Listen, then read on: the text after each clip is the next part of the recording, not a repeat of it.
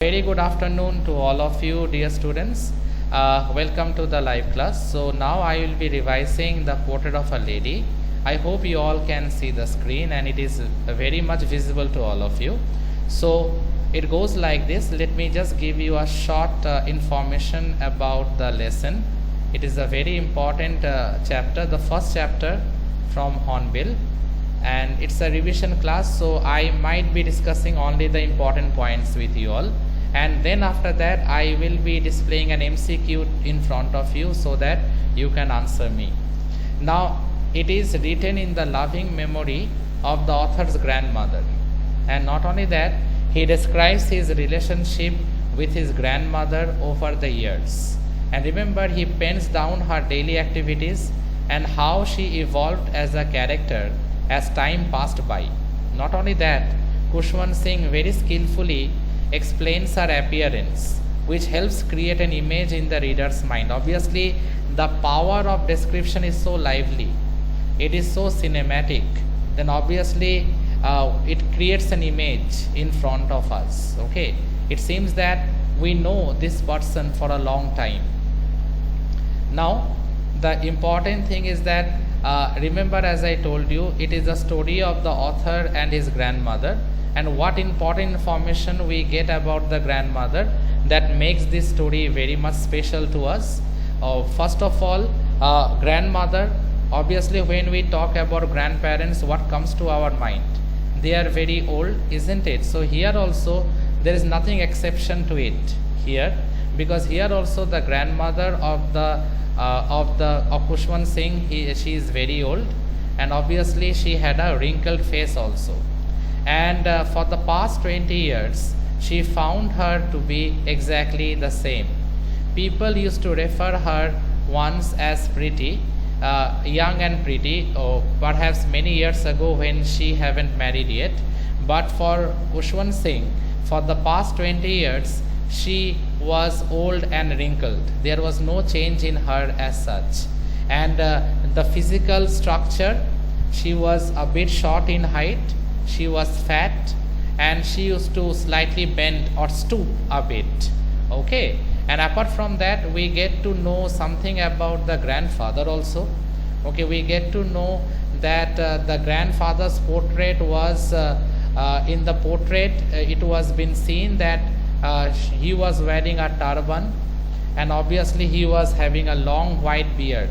Okay, and remember one thing, his grandfather didn't seem like a man who could have a wife and children, but someone who could have lots and lots of grandchildren. Now this is very humorous sort of a description given by Kushwan Singh. I hope you all know by this time that the face of the grandfather made Kushwan Singh realize that this person is a typical example of a grandfather.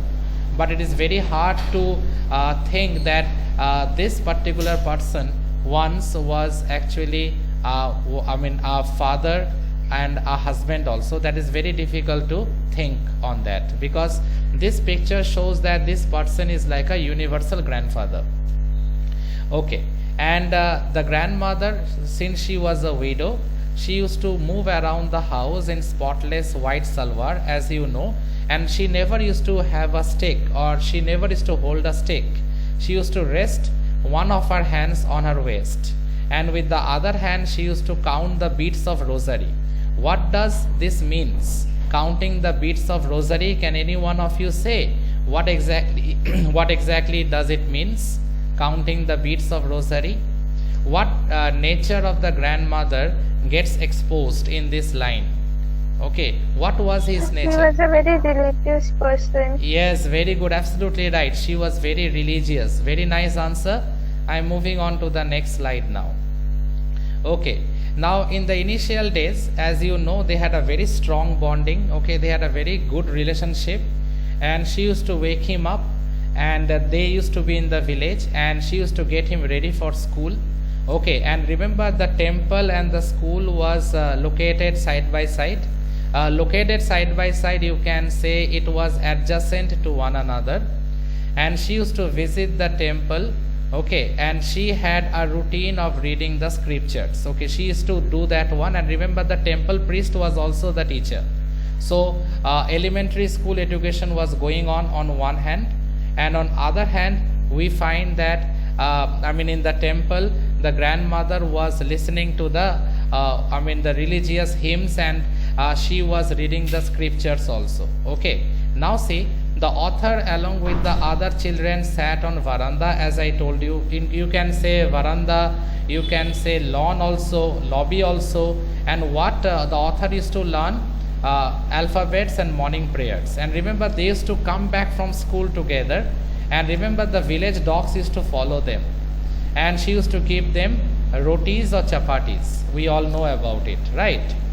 Now, but remember, there is a slight change. As they moved to the city, the relationship that was so strong, the bonding that was so strong, it snapped totally. It got totally destroyed. Okay, and remember, the interaction between Kushwant Singh and Kushwant Singh's grandmother used to be very less. Okay, they used to meet very less. Okay, because Kushwant Singh himself was engrossed. He was preoccupied with his life, with his lifestyle, with his studies and everything. Now I am moving on to the next slide. I hope it is visible to all of you. Now see, they shared, even though they shared the same room, but their relationship was not like as it was before. And remember one thing, the grandmother used to stay in isolation. Okay, now instead of feeding the dogs that she used to do while she was in the village, now she used to feed the sparrows. And obviously the lessons that were taught to Kushwant Singh, she can't help Kushwant Singh also. Okay, and regarding science she had no knowledge, regarding Western education also she had no knowledge.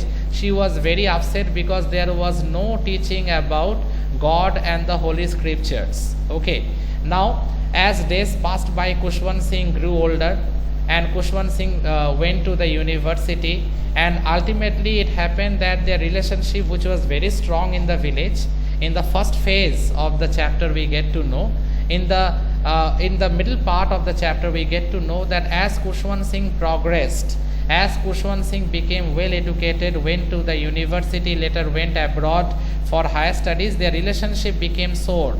Okay, the relationship snapped in due course of time. The bonding that they had, that bonding was never there. Okay, the bonding was never there. So what she used to do, but remember one thing, she was very strong. She never exposed her emotions to anyone. What she did, she loved feeding sparrows in the veranda at dawn, and breaking bread into pieces and feeding it to the birds was a daily routine. Remember one thing, she used to spin the charkha that we know. And remember another important thing is that she used to feed the birds by breaking the pieces of bread. That was also one of her daily routine. I'm moving on right now. See, author went to London, as I told you, for further studies. Now after 5 years, as he returned home, she was there, came to pick him up at the station, and was still the same as she had been 5 years ago. As I told you all, she was exactly the same what she was 5 years before. But remember one thing, the distance has already, there is a great distance. Okay, I am not saying they were not in talking terms. Okay, obviously she hugged Kushwant Singh, okay, kissed him again on the forehead, but they don't share the same harmonical relationship. They don't share the same friendly relationship that they used to have when Kushwant Singh and his grandmother were in the village. Okay, now as I am moving on, at the very end, remember one thing, at the very fag end we find that she stopped praying also, and she didn't recite it properly also. Okay, her prayers. Okay, she called all the women of the neighborhood and went on beating a drum, okay, and singing about a Punjabi folklore related with the homecoming of the warriors. The doctor was called the next day, and obviously the doctor did his diagnosis and told that nothing to worry, she was having a mild fever. But she had some other things on her mind. She told the others that she was passing through the last phase of her life. She was actually going through the last chapter of her life. Okay, and she didn't want to waste her time talking to anyone in the family anymore. But obviously she was very much eager to spend her last hours in reciting her prayers, laying on the bed. and finally she died, and the rosary that used to be on her hand every time, on her fingers rather, it fell from her lifeless fingers. Okay, remember, as they were preparing for her funerals, they saw all the sparrows sitting in the veranda, and obviously they are mourning her death. Remember, Kushwant Singh's mother gave them some breadcrumbs to eat, but they never touched a single piece of breadcrumbs. And remember, they all flew away as soon as the dead body was taken out for cremation. And early the next morning, the sweeper came and cleaned that part, okay, that breadcrumbs and every other thing, because they haven't eaten a single piece of breadcrumb. Okay, so this is more or less the plot summary. Okay, and now I am about to display to you that important MCQ related with this particular lesson. Okay, I hope it will be visible shortly, so please stay online. And is there any doubt related with the chapter, or is it clear to all of you? Is it clear to every one of you? Please stay online. Okay, this particular material is about to be displayed in front of you. I hope it is displayed. You all can see it. Okay, now one by one you will be answering. It is something that I do regularly with you all, so that there should not be any problem with the MCQ. First question: who is the author of the Portrait of a Lady? What will be the answer for this? Kushwant Singh. Okay, thank you so Kushwant much. Singh. Yes, that is the correct Kushwant answer. Singh. Yes, Kushwant Singh, absolutely right. Next one: who is the main character of the chapter The Portrait of a Lady? Who is the main character? Grandmother. Yes, grandmother. Correct. Grandmother. Yes, absolutely right. All of you are correct. Next one: how did the grandfather in the portrait hung on the wall look like? Which option you Old prefer? long white beard, worn. Old long white beard and Yes. big turban. Yes, correct. You all are absolutely correct. That means you all are talking about option A, if I am not wrong. You are all talking about option A.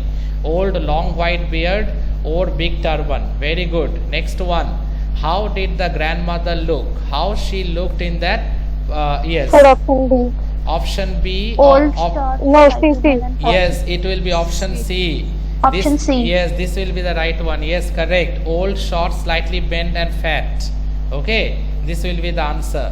Next one: when did the author's parents leave him with his grandmother? When? At When he which was a time? kid. Yes, absolutely right. You all are correct. Option And he A. was option A. Yes, option A is correct. Absolutely right. When he was a kid. Next one is simple, very simple. Which animal did the grandmother used to feed in the village? Yes, Dogs. absolutely Dogs. right. It is dogs. Yes, option A, correct. I have highlighted also. Yes, absolutely right. Next one: what did the author eat for breakfast? Option Number A. A. Yes. Option A. Yes, option A, absolutely right. Thick and stale chapatis with a little butter and sugar spread on it. Absolutely right. Question number 8. Why would grandmother accompany the author to his school? Option C. Option C. Yes, very good. Yes. Option C. Yes, absolutely right. Because of the Yes. temple attached to school. Yes, absolutely right. The school and the temple, they are very much adjacent to one another. Even in this class also, I talked about at length related to this. Okay, question number 9 now. Who were the parents of the author? Where were the parents of the author?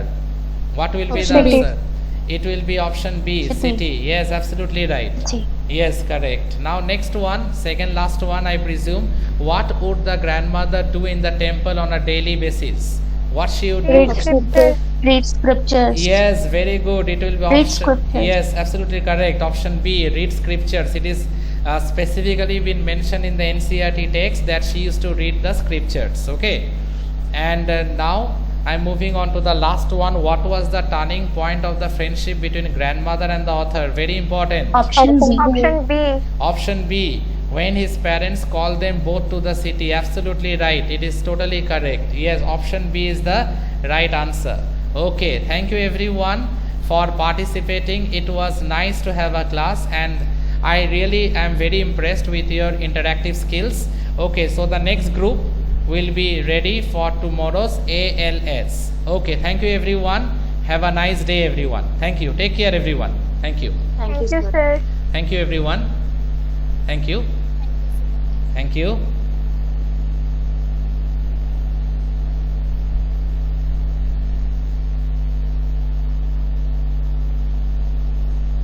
Thank you everyone. Thank you.